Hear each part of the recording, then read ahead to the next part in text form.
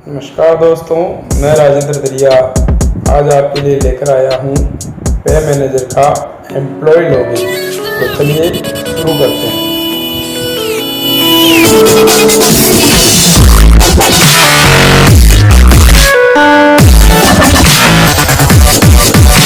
पे मैनेजर पर employ login से संबंधी कार्मिक के लिए क्या क्या सुविधाएं एम्प्लॉय लॉगिन पर उपलब्ध हैं, एम्प्लॉय लॉगिन से कौन कौन से नंबर्स अपडेट किए जा सकते हैं। आप Google Chrome, Firefox, internet explorer जो भी यूज करते हैं उसमें आप पे मैनेजर लिख करके आप सबमिट कर देंगे तो कुछ इस तरह से इंटरफेस आपके सामने खुल जाएगा। ऐसा इंटरफेस खुलने के बाद में आपको जो फर्स्ट आइकन जो दिख रहा है paymanager.raj.nic.in, इस पर जाकर के आप क्लिक करेंगे। प्रथम इंटरफेस आपके सामने खुल जाएगा। यह इंटरफेस आप ध्यान दीजिए, ये जो है यहाँ पर जो ऑप्शन आ रहे हैं डिजिटल लॉगिन का आ रहा है, दूसरा ऑप्शन जो आ रहा है वो डिपार्टमेंट का आ रहा है और तीसरा ऑप्शन आ रहा है HOD, सब HOD से रिलेटेड लॉगिन आ रहा है। तो आपको यहाँ लॉगिन नहीं करना है। आपको लॉगिन करने के लिए हमें जो नीचे जो दिया जा रहा है एक ये यहाँ और DDO/एम्प्लॉय लॉगिन, यहाँ पर जो है लॉगिन करेंगे। इसके लिए हमें यहाँ इस URL पर क्लिक करना होगा। क्लिक करने के बाद आपके सामने इस तरह से हमारा इंटरफेस खुल जाएगा, जिसमें आप देख सकते हैं ऑप्शन आ रहा है DDO, सब DDO और दूसरा ऑप्शन जो आ रहा है वो है एम्प्लॉय लॉगिन के लिए आ रहा है। तो हमें अपना जो एम्प्लॉय आईडी है कैपिटल लेटर में वो हमको यहाँ पर जो है यूज़र आईडी में इनपुट कर देनी है। यहाँ मैं अपनी एम्प्लॉय आईडी यहाँ डाल दूँगा। इस तरह से हम अपनी एम्प्लॉय आईडी डाल देंगे। उसमें के बाद अपना पासवर्ड यहाँ डाल देंगे और पासवर्ड के बाद में जो है जो कैप्चा दिया जा रहा है, यहाँ इस साइट की एक विशेषता ये है कि यहाँ आप कैप्चा कैपिटल या स्मॉल लेटर किसी में भी डाल सकते हैं तो उसको एक्सेप्ट कर लेता है और उसके बाद हम इसको लॉगिन पे क्लिक कर देंगे। लॉगिन होने के लिए हमें जो है अपना यूज़र आईडी, पासवर्ड और कैप्चा डालने के बाद ये जो बिंदु है यहाँ हमें एम्प्लॉय को सिलेक्ट करना है। जी हाँ साथियों,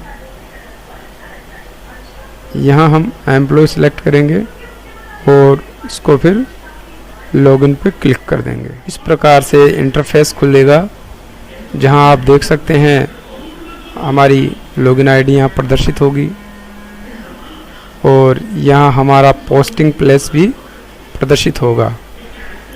इसके बाद में लेफ्ट कॉर्नर पर जो है हमारे बाईं तरफ एम्प्लॉय कॉर्नर एक बिंदु दिया है, उस पर अपना हम कर्सर ले जाते हैं तो देख सकते हैं एम्प्लॉय कॉर्नर पे पहला बिंदु है एम्प्लॉय ट्रांसफ़र रिक्वेस्ट। जी हाँ साथियों, इस पर क्लिक करने के बाद में हम जो हैं अपना ट्रांसफ़र रिक्वेस्ट जनरेट कर सकते हैं। देखिए, जनरेट ट्रांसफ़र रिक्वेस्ट, इसका मतलब जब हमारा स्थानांतरण अपने विद्यालय से किसी दूसरे विद्यालय में हो जाता है तो एम्प्लॉय कॉर्नर से जो है हम अपने ट्रांसफ़र आईडी ट्रांसफ़र करने के रिक्वेस्ट इनपुट कर सकते हैं। अगला बिंदु है हमारा एम्प्लॉय डिटेल्स। इस बिंदु पर क्लिक करके हम जो हैं अपना शो रिपोर्ट कर सकते हैं। कॉर्नर पर एम्प्लॉय डिटेल्स को देखने के बाद अगला बिंदु हमारे पास आता है।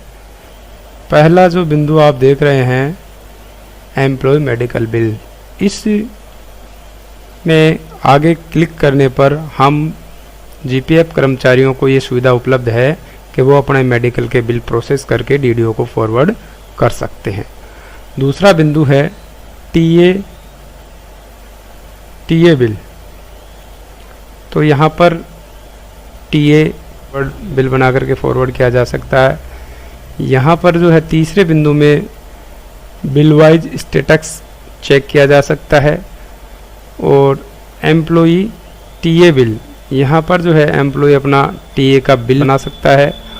और उपरोक्त दोनों टीए और मेडिकल बिल बनाने के बाद एम्प्लॉय बिल फॉरवर्ड बिंदु में जा कर के हम उस बिल को फॉरवर्ड कर सकते हैं। अंतिम बिंदु है एम्प्लॉय बिल स्टेटस। जी हाँ, बहुत ही महत्वपूर्ण है एम्प्लॉय बिल स्टेटस। इसमें आप क्लिक करने पर अपने सैलरी बिल की क्या स्टेटस है, कौन से स्तर पर बिल पेंडिंग है, वो हम देख सकते हैं। मास्टर डाटा रिक्वेस्ट पर जाकर के एम्प्लॉई अनेक सी रिक्वेस्ट को अपडेट कर सकता है। जो पहला बिंदु है अपडेट एम्प्लॉय पे डिटेल्स, इसमें अपनी पे डिटेल्स के अपडेट करके तुरंत जो रिक्वेस्ट बनेगी वो डीडीओ को फॉरवर्ड हो जाएगी। दूसरा बिंदु है एम्प्लॉय स्टेटस रिक्वेस्ट, इसमें जाकर के एम्प्लॉय अपने स्टेटस की रिक्वेस्ट को अपडेट, स्टेटस में जिस प्रकार से प्रोबेशन संबंधी है उसकी पोस्ट, गजिटेड, नॉन गजिटेड या सबऑर्डिनेट जो है उसको अपडेट की रिक्वेस्ट भेज सकते हैं। तीसरा है स्कीम रिक्वेस्ट, यहाँ पर जाकर के कार्मिक अपने स्कीम्स की अपडेट करने की रिक्वेस्ट डीडीओ को फॉरवर्ड कर सकता है। चौथा बिंदु है ये अपडेट नंबर डिटेल रिक्वेस्ट, यहाँ पर एम्प्लॉय के नंबर्स की अपडेट करने के लिए डीडीओ को रिक्वेस्ट फॉरवर्ड हो जाएगी। अगला है पर्सनल डाटा रिक्वेस्ट, इसमें एम्प्लॉय के जो पर्सनल डाटाज हैं, एड्रेस हैं आदि अपडेट करने के लिए रिक्वेस्ट भेजी जाएगी। उसका अगला है बैंक अकाउंट अपडेट, यहाँ पर जो है बैंक अकाउंट नंबर को अपडेट करने के लिए, आईएफएससी कोड वगैरह चेंज करने के लिए उसकी रिक्वेस्ट जो है डालने के लिए इस पे जाएंगे।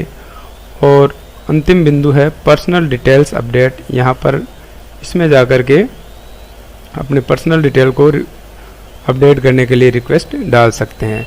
तो इस प्रकार से हमारे सामने जो है ये पहला, दूसरा, तीसरा, चौथा, पांचवा, छठा, सातवां, ये कुल 7 महत्वपूर्ण बिंदु जो हैं हमारे को मास्टर डाटा रिक्वेस्ट में दिए हैं। इन 7 बिंदुओं के द्वारा हम अपना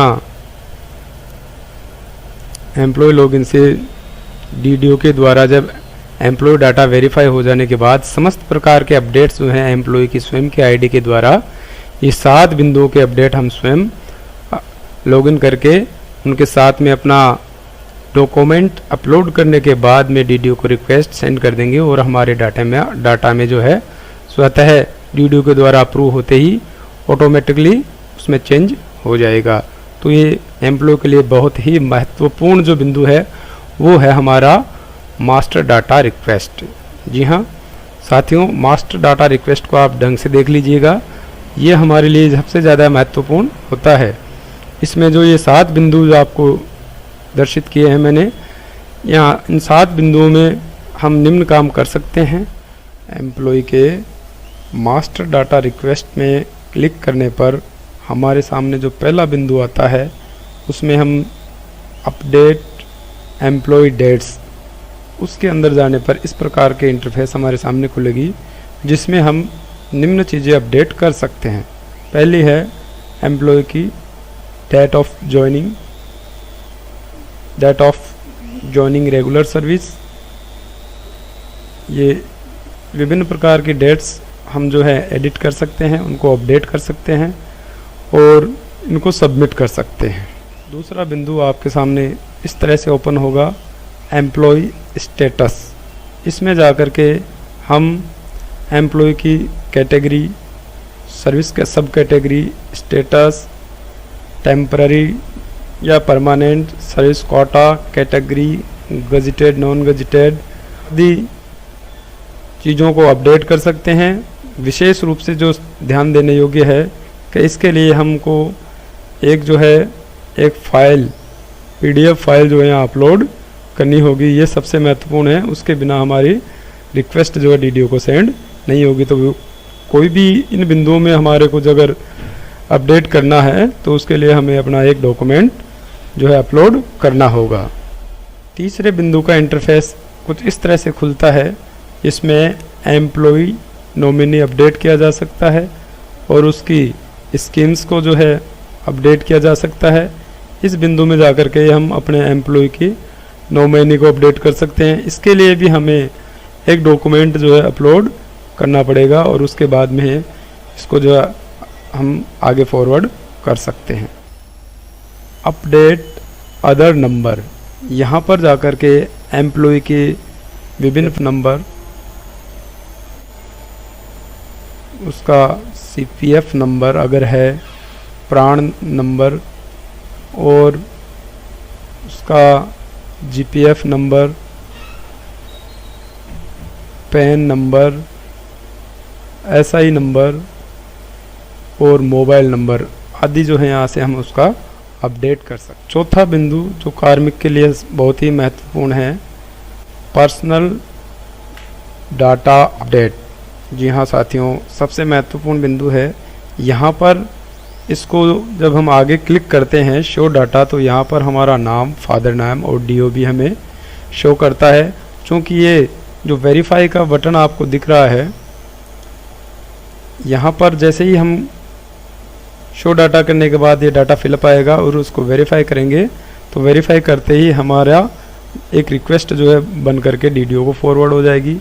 यहाँ ये ध्यान देने योग्य है कि यहाँ हम अपने नाम में स्पेलिंग मिस्टेक या फादर नेम में या डीओबी में करेक्शन के लिए ऐसा करते हैं और इसके लिए सबसे पहले हमें एसएसओ आईडी पर अपना जो है डाटा वेरीफाई कर लेना चाहिए। इसके लिए एक अलग से वीडियो बनाया जाएगा जो आपको उपलब्ध करवा दिया जाएगा। पांचवा बिंदु है बैंक अकाउंट अपडेट। जी हाँ साथियों, बैंक अकाउंट अपडेट, इस बिंदु में जाने के बाद में आप अपने account number, branch, IFSC code आदि चीज़ें अपडेट कर सकते हैं। उसके लिए आपको यहाँ पर जो है अपने सारी एंट्रीज़ करने के बाद में अपने पासबुक या चेकबुक की कॉपी जो है पीडीएफ में यहाँ अपलोड कर देनी है और उसके बाद में आपको सबमिट बटन पर क्लिक कर देना है। इसका आपका बैंक अपडेट होने की रिक्वेस्ट डीडीओ को फॉरवर्ड हो जाएगी। अगला और अंतिम बिंदु इसके अंदर दिया है वो है कम्युनिकेशंस डिटेल्स या पर्सनल डिटेल्स अपडेट। इसमें जाकर के आप अपनी पर्सनल डिटेल को अपडेट कर सकते हैं। वो अपने कॉन्टैक्ट डिटेल्स हो, फैमिली डिटेल्स हो या इमेज, थंब वगैरह की डिटेल्स हो या आपका एड्रेस संबंधी डिटेल्स हो कम्युनिकेशंस के, उनको आप अपडेट की रिक्वेस्ट डाल सकते हैं। उसके लिए आपको साथियों एम्प्लॉय कॉर्नर पर हमारा अंतिम आइकन जो है वो है एम्प्लॉय रिपोर्ट। इस अंतिम चरण में जाकर के एम्प्लॉय अपने लिए स्वयं का पर्सनल डिटेल चेक कर सकता है। इसके लिए उसको पर्सनल डिटेल पर क्लिक करना होगा। इस तरह से जैसे ही हम पर्सनल डिटेल पर क्लिक करेंगे हमारे सामने एम्प्लॉय पर्सनल रिपोर्ट का इस प्रकार का इंटरफेस खुलेगा। एम्प्लॉय पर्सनल रिपोर्ट, यहाँ जाकर के आप अपना पीडीएफ में पे मैनेजर का मास्टर डाटा पीडीएफ में प्राप्त कर सकते हैं। आपको मात्र दिख रहा है शो रिपोर्ट पर क्लिक करना होगा। जैसे ही आप क्लिक करेंगे आपको इसका रिपोर्ट जो है डाउनलोड होना शुरू हो जाएगी। अगला बिंदु है एम्प्लॉय कॉर्नर पे एम्प्लॉय रिपोर्ट में जाकर के लास्ट पे सर्टिफिकेट, यहाँ से जो है हम लास्ट पे सर्टिफिकेट अर्थात अंतिम भुगतान प्रमाण पत्र जो है हम डाउनलोड कर सकते हैं। इस पर अपना नाम,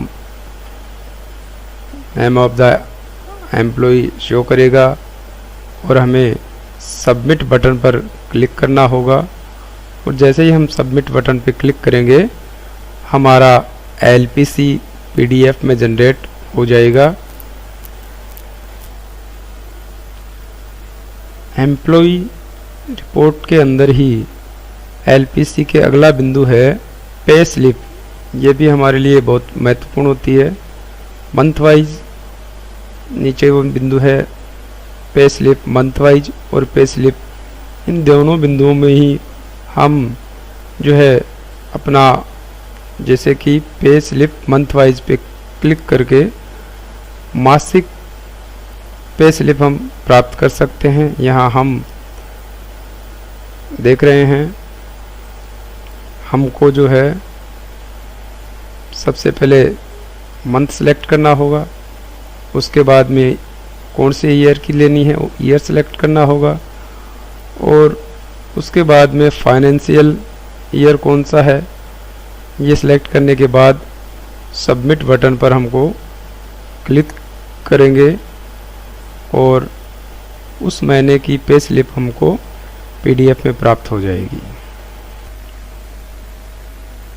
एम्प्लॉय रिपोर्ट में ही पे स्लिप मंथ वाइज के बाद में GA55 एम्प्लॉय डिटेल। जी हाँ साथियों, कई बार हमें इस प्रपत्र की आवश्यकता होती है। हम स्वयं भी जो है इस प्रकार अपना डाटा जो है यहाँ सेलेक्ट करके ईयर सेलेक्ट करने के बाद एस्टिमेटेड और नॉन एस्टिमेटेड दोनों ही फॉर्मेट में जो है हम PDF और एक्सेल दोनों ही स्वरूप में अपना GA55 डाउनलोड हो जाएगा। GA55 के जो अगला बिंदु है वो है एम्प्लॉय पेमेंट रिपोर्ट। यह साथियों ये अभी नवीनतम अपडेट जो है पे मैनेजर के द्वारा चल रहा है। इसके द्वारा आप जो हैं जिस प्रकार से हम स्टेटमेंट प्राप्त करते हैं बैंक वगैरह का, तो इसमें भी आप को जो है स्टेटमेंट अवेलेबल पे मैनेजर के द्वारा करवाया जाएगा। ये अभी मॉड्यूल जो है अभी प्रारंभिक रूप में है। तो इस तरह से पे मैनेजर पर कार्मिक को बहुत सी सुविधाएं जो है उपलब्ध करवा दी गई है। आप लोगों को पे मैनेजर के लिए जो मेरे द्वारा जानकारी दी गई आपको उपयोगी होगी। जय हिंद, जय भारत।